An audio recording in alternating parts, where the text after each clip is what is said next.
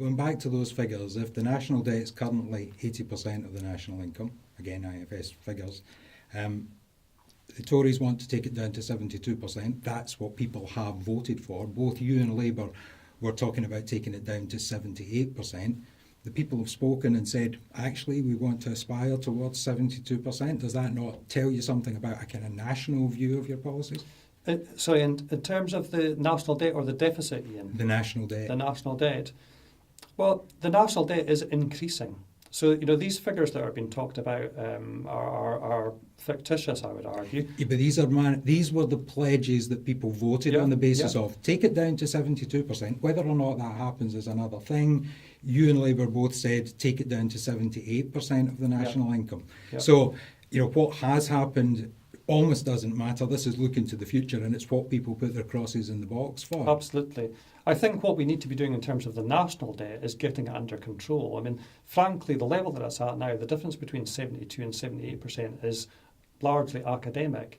It is increasing, and it's going to keep on increasing as long as the UK government continues with the policies that it is putting in place at the moment.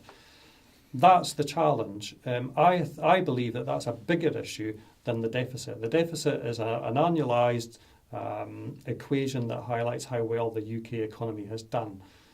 The bigger issue is how much money is being borrowed to support the policies of the UK government, and that's the dangerous aspect, because that is the bit that is storing up longer term problems for the UK. And as I've said already, whether it's 72% or 78%, in the last 5 years, George Osborne has doubled the national debt from 750 to 1.6 trillion pounds. If that's not brought under control, then the UK will not have much of a future at all, and we won't be worried about whether it's 72 or 78%, because we won't be able to afford anything at all. So back to this idea of austerity, we have to get larger companies to start contributing fairly to the tax regime, through the tax regime.